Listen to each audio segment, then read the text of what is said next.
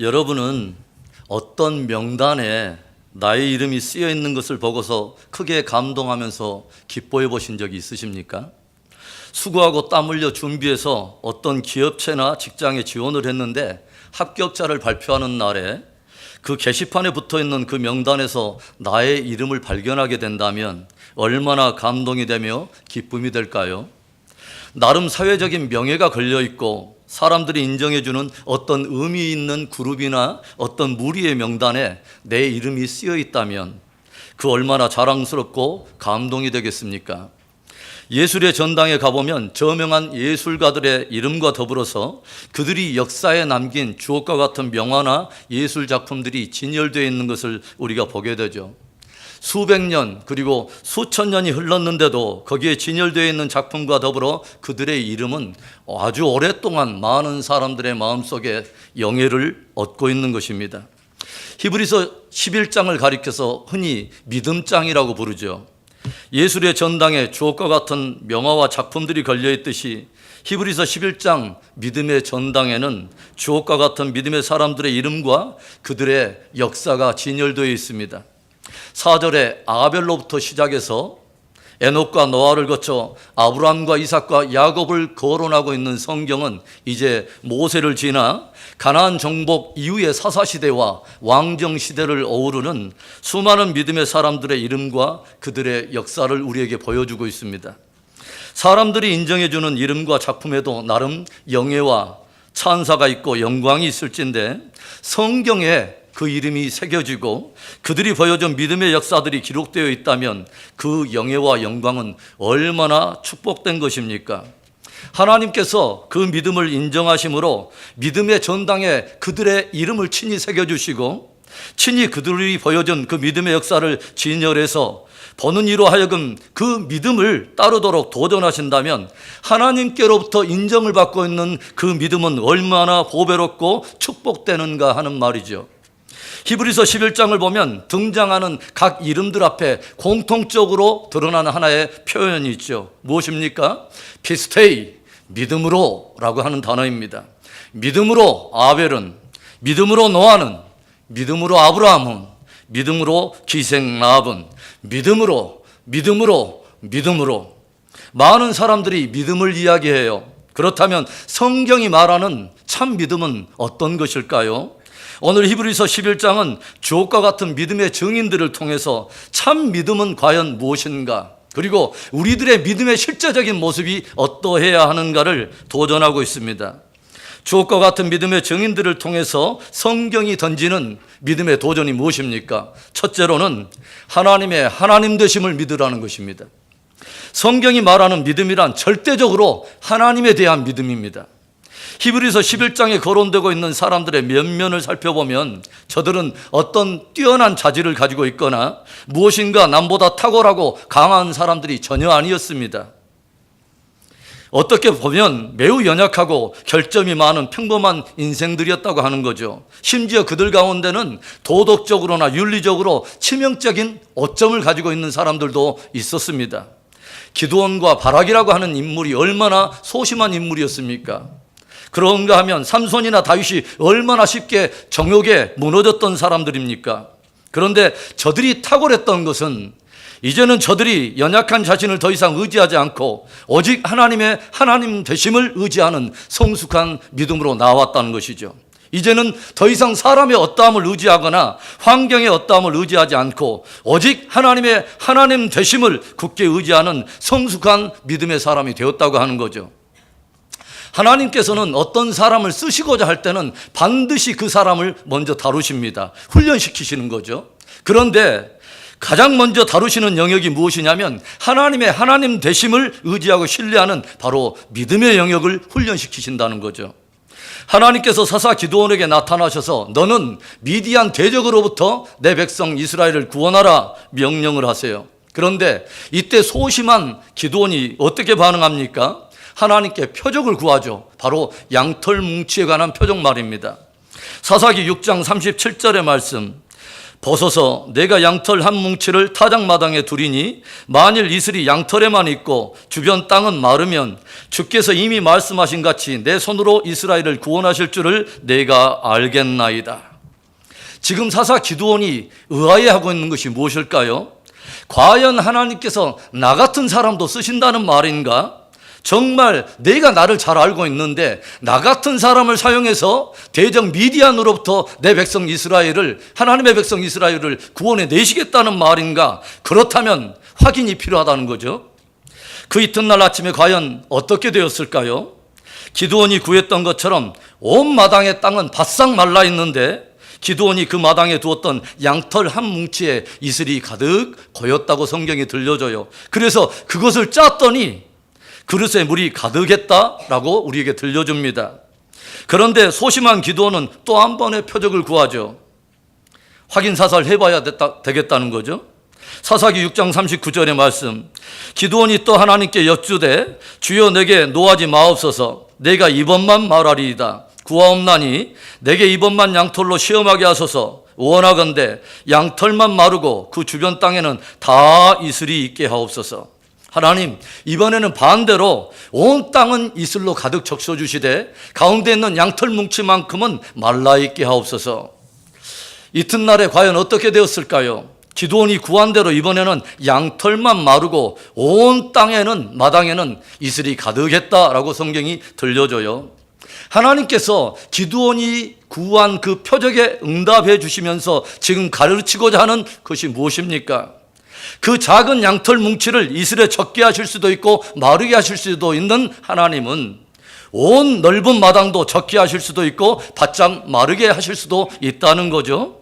지극히 작은 기드온에게도 얼마든지 능력을 주시고자 하면 주님께서 강하게 하심으로 온 대적을 깡마르게 하심으로 쳐부실 수 있는 승리를 주실 수 있는 하나님이라는 거죠. 지극히 작은 이스라엘에게도 능력을 주시고자 하면 얼마든지 강하게 해서 열방과 대적들을 쳐부시고 승리를 주시는 하나님이라고 하는 것입니다. 즉 하나님의 은혜와 능력에는 어떤 공간에 매이지 않는다는 거죠. 하나님께는 어떤 부분과 전체가 별 차이가 없고 별 의미가 다른 것이 없다고 하는 것이죠. 중요한 것은 기드온이 누군가가 중요한 것이 아니라는 거죠. 기드온이 어떤 사람인가가 중요한 것이 아니라 기드온을 붙들고 계시는 하나님이 누군가가 중요하다는 것이죠. 그래서 너는 오직 나의 하나님됨을 신뢰하라 라고 하는 것을 가르치고 계시는 것입니다.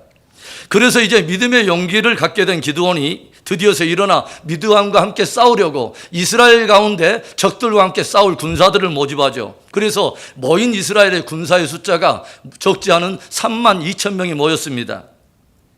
메뚜기처럼 중대하게 모인 미디안 군대에 비해서 턱없이 부족한 숫자였어요.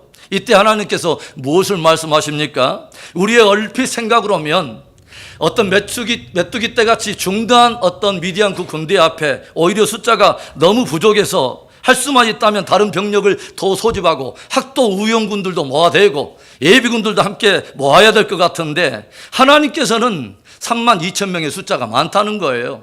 그래서 하나님께서 그들 가운데 두려워 떠는 자들은 돌아가게 하라 명령을 내리시고 그 명령에 돌아간 자가 22,000명, 그래서 이제 1만 명의 군사만이 남게 되죠. 그런데 하나님께서는 또다시 그 숫자도 너무 많다고 말씀하시더니 한 가지 테스트를 거쳐서 남은 숫자가 이제는 300명이 남게 되었습니다. 전투의 결과가 어떻게 되었습니까? 기드온은 300명의 군사를 이끌고 가서 하나님의 주신 전략대로 순종하며 싸우더니 큰 대승을 거둔 것을 성경이 우리에게 보여줘요. 하나님께서 기드온에게 끝없이 계속해서 지금 가르치고 있는 내용이 무엇입니까? 하나님의 은혜와 능력이 어떤 공간에 매이지 않는 것처럼 하나님께는 어떤 부분과 전체가 별 차이와 의미가 없는 것처럼 하나님께는 숫자의 많고 적음, 규모의 어떤 크고 작음도 하나님께는 별 의미가 없다는 거죠. 하나님께서 하시고자 하시면 지극히 작아 보이고 적어 보이는 그 사람들을 통해서도 얼마든지 위대한 능력을 드러내시고 얼마든지 그들을 존귀하게 쓰시는 하나님이라는 것입니다. 그래서 중요한 것은 모인 무리가 얼마나 모였느냐, 그 규모가 얼마나 크냐 작냐가 중요한 것이 아니라 과연 하나님께서 그들과 함께 있느냐, 그것이 중요한 관건이 된다는 거죠. 그리고 모인 무리가 해야 될 어떤 일보다도 가장 중요한 일이 있다면 그들이 오직 하나님의 하나님 되심을 굳게 의지하는 믿음인 것입니다. 아수르의 18만 5천 명의 적들이 침공했을 때 그들의 규모에 압도당하여서 예루살렘 모든 백성들이 절망하고 있던 때에 믿음의 사람 히스기야 왕이 어떻게 반응을 합니까? 대적이 보낸 협박 편지를 들고서 하나님 앞에 간절히 엎드려 기도를 하는 것이죠. 열왕기하 19장 15절과 16절에 히스기야 기도가 이렇습니다. 그 앞에서 히스기야가 기도하여 이르되 그룹들 위에 계신 이스라엘의 하나님 여호와여, 주는 천하 만국의 홀로 하나님이시라. 주께서 천지를 만드셨나이다. 여호와여, 귀를 기울여 들으소서. 여호와여, 눈을 떠서 보시옵소서. 사내립이 살아계신 하나님을 비방하러 보낸 말을 들으시옵소서. 나라가 바람 앞에 놓인 등불처럼 큰 위기에 처해 있을 때 믿음의 사람 히스기야는 그 문제를 오직 하나님 앞에 가지고 나가서 간절히 아뢰며 간절한 도움을 구한 것입니다. 히스기야는 그가 의지하는 하나님을 어떻게 고백합니까?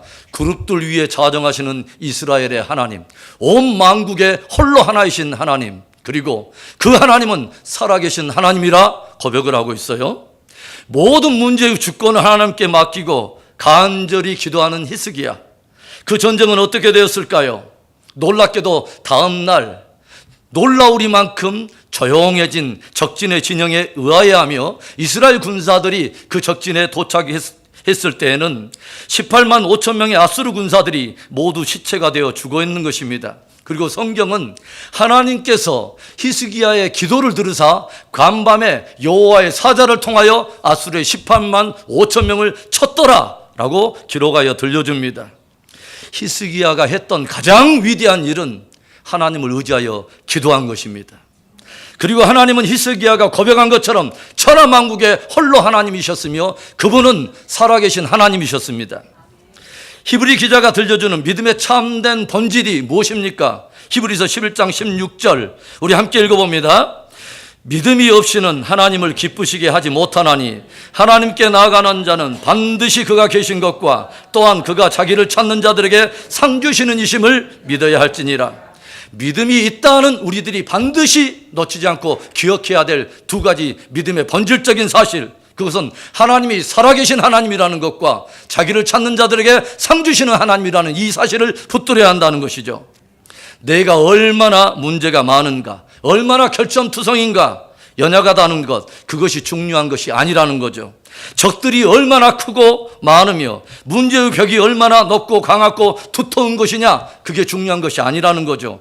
골리앗의 거대한 신장, 메뚜기처럼 중대한 미디안 적들의 숫자와 규모, 그들 앞에 넘실대는 홍해바다의 깊이와 높이가 중요한 것이 아니라는 거죠. 중요한 것은 하나님이 살아계시다는 것과 그분이 자기를 찾는 자들에게 상 주시는 하나님이라는 것을 믿어야 한다는 것이죠. 그래서 나의 크고 작음 때문에 또는 적들이나 어떤 문제의 크고 작음 때문에 내가 무엇을 할 수 있다, 할 수 없다를 결정하는 것은 다 같이 무지에서 나오는 하나의 교만함이 된다는 거죠. 내가 커서 할 수 있고 내가 작아서 할 수 없다? 적들이 많아서 문제가 커서 할 수 없다? 아니면 이제 적들이 적으니까 내가 해볼 만하다? 사실 다 믿음의 대상이 하나님이 아니라 다 자기 자신이고 사람이고 환경인 것입니다. 따라해 봅시다. 믿음은 하나님에 대한 믿음이다. 굉장히 당연한 것 같지만 아주 본질적인 핵심이에요. 다시 한번 따라합시다. 믿음은 하나님에 대한 믿음이다. 여러분, 자꾸 나를 깊이 묵상하지 마세요. 문제를 너무 깊이 묵상하지 마세요. 적들을 너무 크게 묵상하지 마세요. 그것 지혜 아닙니다. 해결이나 돌파는 절대로 거기에서 나오지 않아요. 오직 돌파와 해결은 하나님으로부터 시작되는 거예요. 진짜 돌파와 해결은 하나님만이 하실 수 있는 거예요. 하나님의 하나님 되심을 신뢰하는 산 믿음으로 직면하고 있는 모든 문제를 돌파하는 진짜 승리가 저와 여러분에게 있기를 주의 이름으로 축원합니다. 증인들을 통해서 성경이 던지는 믿음의 도전이 무엇입니까? 둘째로는 모든 상황에서 믿음을 드러내라는 것입니다. 즉, 처한 모든 상황에서 믿음으로 반응하라는 거예요. 성도들이 이 땅에 존재하는 이유, 저와 여러분이 이 땅에 심기어진 이유가 있다면 모든 상황 속에서 믿음을 드러내므로 하나님을 영화롭게 하는 것입니다. 그 상황이 긍정적이든 부정적이든 상관없이, 그 상황이 형통함과 부요함이든 아니면 실패와 비천함이든 상관없이, 그 상황이 자유와 노임이든 억압과 갇힘이든 상관없이 참 성도들이 모든 상황 속에서 믿음을 드러내므로 하나님을 영화롭게 하는 것을 추구하는 것이 하나님이 이 땅에 저와 여러분을 심으신 가장 중요한 존재 이유인 것입니다. 다시 한번 또 따라서 합시다. 상황이 본질이 아니라 믿음이 본질이다. 깊이 기억하십시오. 여러분, 상황이 본질 아닙니다. 믿음이 본질이에요. 오늘 35절 이하를 조금 스케치해 보겠습니다. 여자들은 자기의 죽은 자들을 부활로 받아들이기도 하며 또 어떤 이들은 더 좋은 부활을 얻고자 하여 심한 고문을 받되 구차히 풀려나기를 원하지 아니하였으며 또 어떤 이들은 조롱과 채찍질 뿐 아니라 결박과 옥에 갇히는 시련도 받았으며, 그 이후로도 37절과 38절 쭉 읽다 보면 돌로 맞는 것, 칼로 죽임당하는 것, 궁핍과 유리함과 환난과 학대와 토굴의 유리함에 이르기까지 이루 헤아릴 수 없는 박해와 고난적인 상황을 우리에게 보여주고 있어요. 그런데 히브리 기자는 이 믿음의 사람들은 그 모든 상황 속에서 구차하게 그 상황을 모면하려고 한 것이 아니라 찾아온 여러 박해와 위기적인 그 상황을 오히려 믿음으로 감당했다라고 들려주고 있어요. 한마디로 저들에게는 어떤 상황인가가 중요한 것이 아니라 그 속에서 어떻게 믿음을 드러내서 하나님을 영화롭게 할 것인가가 저들의 중요한 관건이었다고 하는 거죠. 옥중서신 중에 하나인 빌립보서에서 우리는 사도 바울이 가지고 있는 진짜 참 신앙의 진수를 배우게 돼요.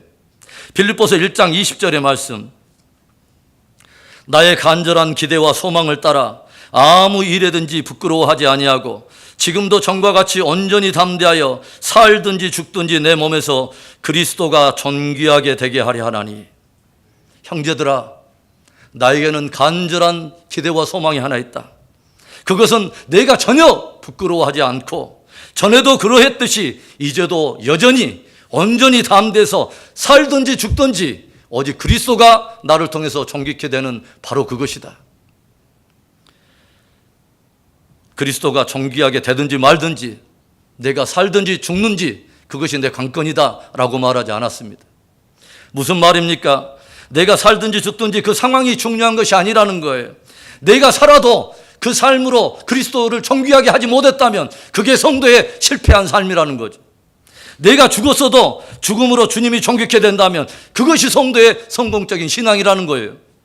내가 놓였냐 갇혔냐, 지금 내가 형통하냐 비천하냐, 내가 지금 궁핍하고 토굴에 유리하고 있는가, 상황이 중요한 것이 아니라는 거예요. 내가 처한 바로 그 상황에서 믿음을 드러내서 그리스도가 존귀케 되었느냐, 이것을 질문해야 된다는 거죠.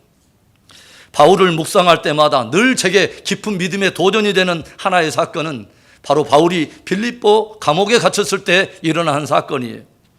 바울과 실라가 빌립보 도시에 들어가서 귀신 들려서 점치는 계집종으로부터 귀신을 내어 쫓아준 사건을 성경이 우리에게 들려주죠.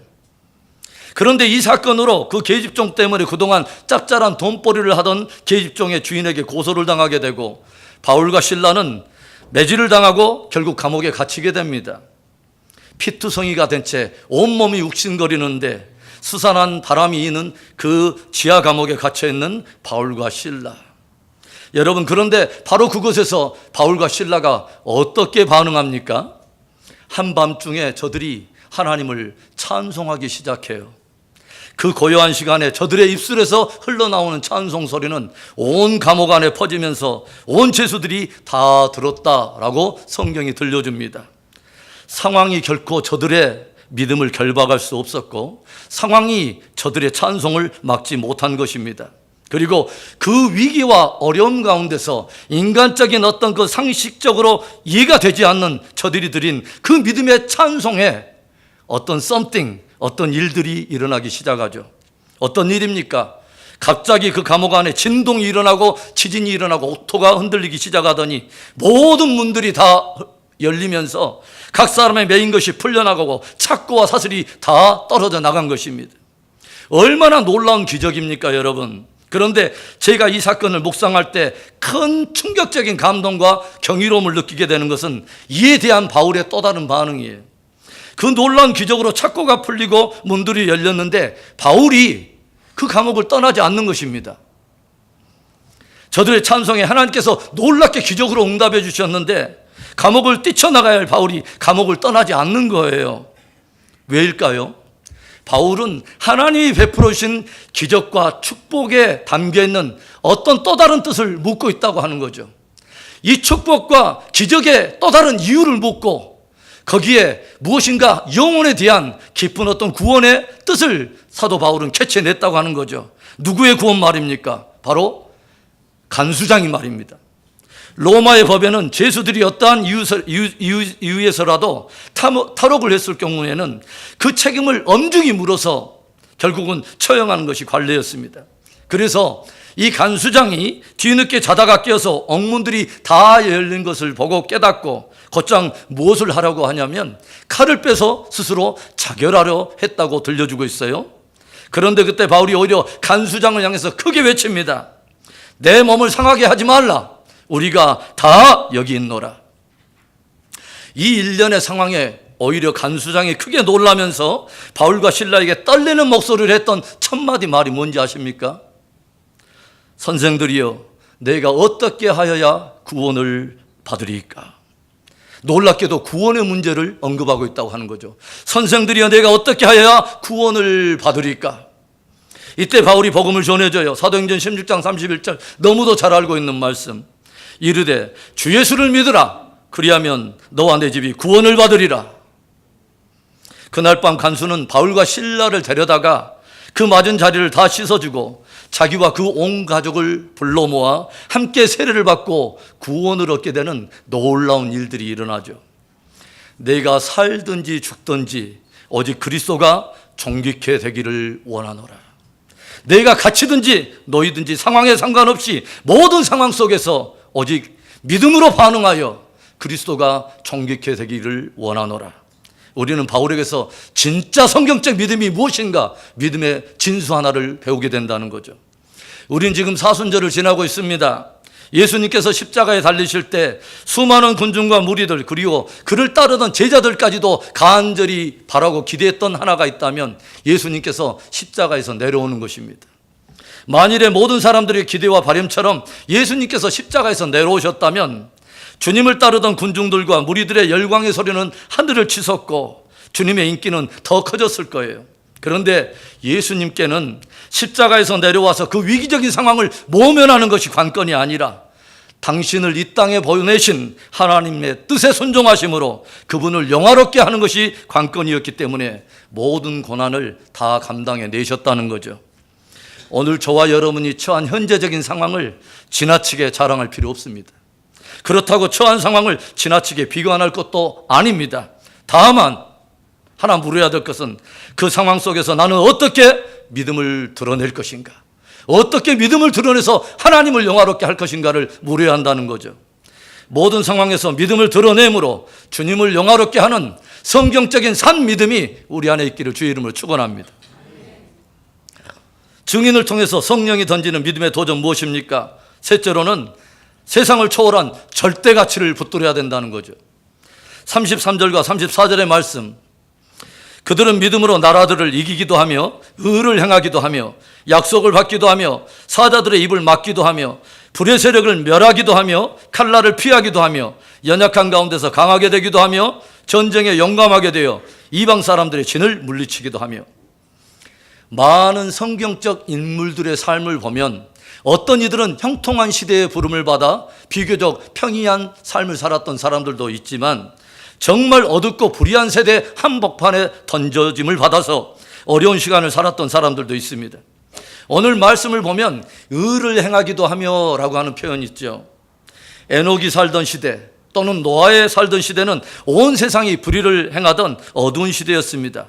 모든 세상 사람들이 하나같이 모두가 다 어둠에 속해서 불의를 행하던 세대의 한복판에서 저들은 기꺼이 생명을 걸고 하나님의 의를 구하는 삶을 살아냅니다.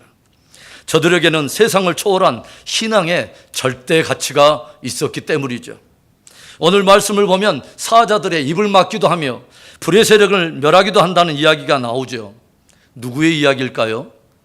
바로 다니엘과 그의 친구들에 관한 이야기입니다. 왕 이외에는 다른 어떤 신에게 기도하거나 경배하지 말라. 그런 자는 곧장 사자굴에 던지지라. 왕의 법령이 선포되고 이미 법이 선포되었어요. 그런데 다니엘이 어떻게 반응해요? 전에 여성하게 해오던 것처럼 하루에 3번 예루살렘을 향한 창문을 열고 하루에 3번씩 하나님 앞에 감사하며 기도했다고 성경이 들려줘요. 온 세상이 왕에게 굴복하고 불의한 법에 무너진 바로 그때에 다니엘은 자신의 명예와 직위 그리고 부와 영광을 다 버리고 그는 절대 가치를 붙들었다고 하는 거죠. 바로 하나님과 그분의 말씀 말입니다. 이것이 그들에게 다른 것과 바꿀 수 없는 절대 믿음의 가치였다고 하는 거죠. 그의 친구들은 어떻습니까, 여러분? 두라 평지에 금신상을 세운 느부갓네살이 또 법령을 선포해요. 피리와 생황 소리가 들리거든 모든 제국 산하의 사람들은 그 신상에 경배하라. 그렇지 않으면 풀무불에 던져지리라. 그런데 다니엘의 친구인 사드락과 메삭과 아벳느고가 또 어떻게 반응합니까? 이 법령을 거부하고 그들에게 주어진 권위와 명예, 부와 영광을 다 빼앗기면서 기꺼이 7배나 뜨거운 풀무불에 던져지게 됩니다. 저들이 어떻게 그렇게 반응할 수 있었을까요? 저들의 반응이 도대체 어디에서 나온 것입니까? 저들이 붙들고 있는 믿음의 절대 가치 때문인 거죠. 어떠한 세상적인 논리와 법과 어떤 사상이라 할지라도 그것이 그들이 붙들고 있는 절대 가치와 충돌을 일으키게 되면 언제든지 다른 모든 것을 초계처럼 벗어버리고 하나님과 연결되어 있는 바로 그 믿음의 절대 가치를 선택하고 붙들고 그 절대 가치와 더불어서 그것을 위해서 희생할 준비가 되어 있다는 거죠. 그런데 우리들이 성경에서 보게 되는 놀라운 것은 그 절대 가치를 붙들고 기꺼운 대가를 치른 다니엘 때문에 그리고 그의 친구들 때문에 바벨론 제국에는 새로운 홀리 웨이브, 거룩한 물결이 찾아오고 영적 기류가 바뀌더니 놀라운 새로운 법령이 선포된다는 거죠. 다니엘서 3장 29절의 말씀. 그러므로 내가 이제 조서를 내리노니 각 백성과 각 나라와 각 언어를 말하는 자가 모두 사드락과 메삭과 아벳느고의 하나님께 경솔히 말하거든 그 몸을 쪼개고 그 집을 거름토로 삼을지니 이는 이같이 사람을 구원할 다른 신이 없음이니라 하더라. 바벨론의 느부갓네살이 법령을 바꾸어서 온 제국 산하에 있는 모든 사람들에게 선포한 거예요. 너희는 모두가 하나님을 경외하라. 그 나라의 영적 기류가 바뀌어버린 것입니다. 큰 변화가 일어난 거예요. 저들은 믿음으로 절대 가치를 사수하더니 하나님을 대적하는 견고한 산을 옮기는 마운틴 무버들이 된 거죠. 어두운 영적 기류를 바꿔버리는 홀리 웨이브들이 된 거죠. 우리 유스그룹의 단체 이름이 뭡니까? 홀리 웨이브. 아니죠. 마운틴 무버. 우리 주일학교를 뭐라고 불러요? 홀리 웨이브. 저는 새벽마다 간절히 기도해요. 하나님을 대적하는 거대한 산을 움직이는 마운틴 무버들이 일어나게 하시옵소서. 하나님, 영적 기류를 다 바꿔버리고 하나님이 원하는 생명의 강, 부흥의 강을 이 땅에 하나님 아버지 가지고 오는 홀리 웨이브들이 일어나게 하시옵소서. 저는 개인적으로 이런 이야기들이 이 시대의 성도들에게 굉장한 믿음의 도전을 던지고 있다고 생각해요. 왜냐하면 우리가 받고 있는 이 땅에서 그리고 이 세대에서 바로 불의한 법들과 하나님을 대적하는 법들이 세워지고 있기 때문에 그렇죠. 그 말은 그 동일한 도전을 받고 있는 저와 여러분 이 세대의 심기운 또 다른 다니엘의 후예들, 또 다른 사드락과 메삭과 아벳느고의 후예들이 어떻게 우리 성도들이 믿음에 반응을 해야 될까 하는 중요한 믿음의 답을 저들이 보여주고 있다고 하는 거죠. 우리가 배우게 되는 놀라운 것은 그 증인들이 믿음의 가치를 절대로 붙들었을 때 그리고 그 절대 가치 위에서 뭔가 믿음의 행동을 하기 시작하면서 제국 산하의 놀라운 변화와 새로운 부흥의 역사가 시작되었다고 하는 것이죠. 왜일까요? 그 믿음을 사용하시는 하나님이 계시기 때문에 그렇죠.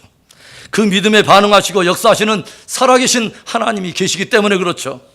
오늘 저와 여러분에게는 어떤 고난과 어려움이 일어난다 할지라도 그리고 거대한 위기와 충돌이 일어난다 할지라도 그리고 심지어 가진 모든 것을 잃어버린다 할지라도 결코 타협할 수 없는 나만의 믿음의 절대 가치가 있습니까?